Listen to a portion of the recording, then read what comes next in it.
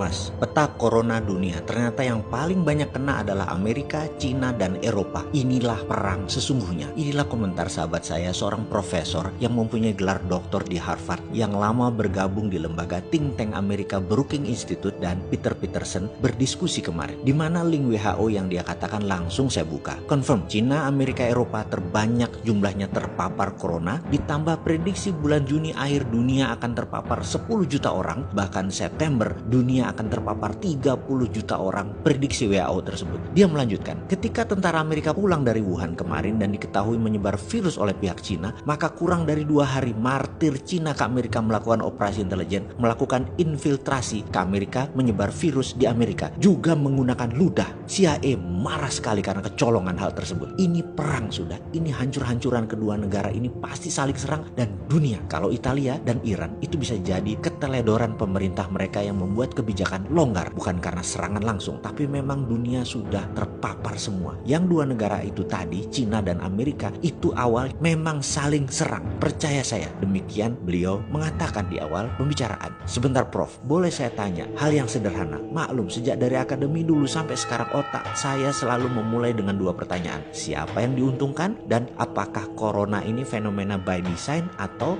by accident? Corona ini ada yang merencanakan atau jadi sendiri secara alamiah? Kemudian kalimatnya mengalir panjang yang disarikan saja agar lebih singkat. Sejak 2018, Bill Gates pernah mengatakan 70% manusia di dunia akan terpapar virus pandemi yang mematikan, dengan tingkat kematian bisa mencapai 30 juta orang. Karena itu dia memiliki program ID 2020 sejak 4 tahun yang lalu yang membuat manusia nanti akan dipasang sejenis data semacam tato dan terkoneksi dengan big data ketika mereka dipasang antivirus. By the way, kok Bill Gates yang mengawali hal ini ya? Ya, Bill Gates adalah salah satu the have dari kelompok Bilderberg. Apakah geng Bilderberg di belakang ini semua? Kita coba rincikan. Semenjak mereka, kaum the have ini diserang di Davos 2018, mereka hingga saat ini sudah banyak melakukan rapat-rapat rahasia, shadow meeting di antara inner circle mereka, core mereka yang semuanya adalah orang Eropa dan Amerika Utara, itu hampir semuanya keturunan Wahyudi. Mereka ini ada di mana-mana dan menguasai winner takes all di bidang masing-masing. Bagi mereka semua sudah borderless, antar negara, antar wilayah itu tidak ada. Mereka biasa bergerak sebagai shadow dimanapun, di banyak negara, bahkan banyak negara di bawah kendali mereka, pemimpin-pemimpin atau penguasanya. Secara harafiah, Amerika itu shadow country-nya Israel. Amerika itu proksinya Israel. Israel proksinya Wahyudi. Begitu bukan? Yang di permukaan Israel, yang shadownya Yahudi Wahyudi. Jadi corona itu kalau dianalisa dari beberapa think tank anti mainstream,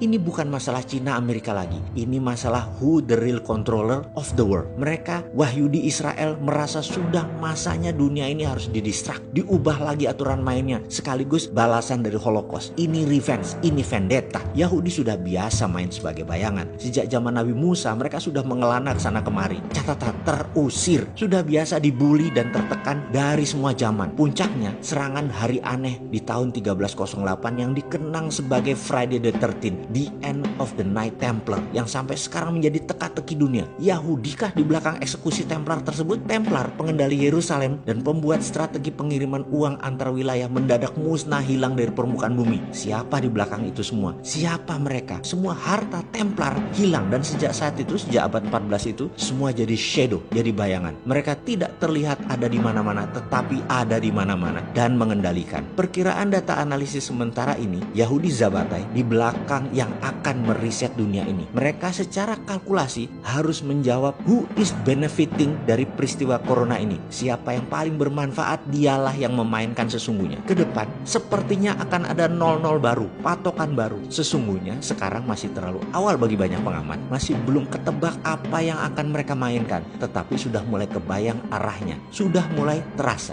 Wahyudi agaknya berencana menggeser epicentrum dunia. Dunia akan jadi full digital dan nantinya ada God Eyes. God Eyes adalah sebuah sistem big data dunia yang mereka akan kendalikan. Untuk itu, kalau dulu kita pernah mengatakan distraction is the real CEO jobs, di mana CEO yang bagus adalah pemimpin yang bisa merusak bisnis mereka, menggantikan model dengan yang baru dalam sekejap tanpa kehilangan omset dan profit. Inilah yang geng Wahyudi sekarang lakukan. Mereka sekarang melakukan perusakan atau distraction terhadap sistem yang selama ini dianggap mereka sudah korup dan melenceng dari tujuan awal mereka. Dan meriset dunia ini adalah purifikasi atau pemurnian grand plan mereka. Ini sesungguhnya kesempatan Indonesia bermain. Ini kesempatan kesempatan Indonesia lepas dari keterikatan dan ketergantungan. Indonesia harusnya baca ini dan buat grand plan sendiri. Apa grand plan Indonesia ke depan? Gunakan 3 jurus yang selama 9 bulan ini kita dengungkan. TINA, there is no alternative adalah kebijakan moneter, tidak ada alternatif lain. Bunga deposito di bank 0%. Dengan bunga 0%, maka 50% dari uang senilai 5.300 triliun dana pihak kedua dari masyarakat keluar dari bank dan menjadi sektor produktif.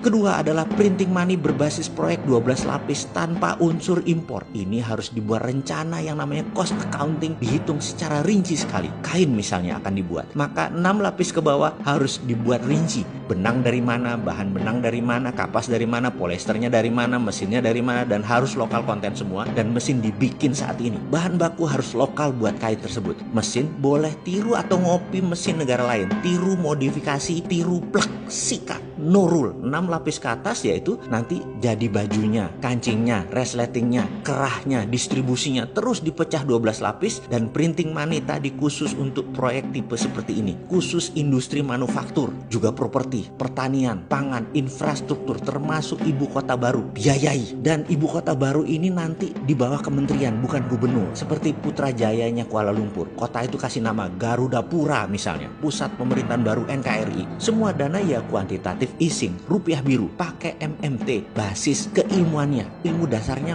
modern monetary theory. Terakhir SWF, Sovereign Wealth Fund, yang kalau tidak paham MMT dianggap cara berutang baru. SWF itu ya tidaklah. SWF tadi pakai mineral underlayingnya. Hitung seluruh mineral di Indonesia itu milik negara. Nikel, batu bara, emas, bauksit, timah, thorium, uranium, dan lain sebagainya. Intinya ketiga solusi tersebut adalah modern economic model yang menggunakan MMT, modern monetary theory instrumen, yaitu printing money, TINA, dan SWF. Sederhana ilmunya. 7 doktor ilmu ekonomi yang selalu menjejali saya dengan beginian dalam 5 tahun terakhir cukup buat membantu Indonesia ke depan menyalip di tikungan rencana besar Wahyudi. Kita colong. Rasanya Amerika dan Cina di bawah kita setelahnya. Kalau kita berani melakukan 3 hal, akibatnya nanti apa? Kita perang dengan Wahyudi akibatnya. Beranikah sahabat semua, putra bangsa NKRI garis lucu perang lawan Wahyudi? Atau memilih cakar-cakaran sesama anak bangsa?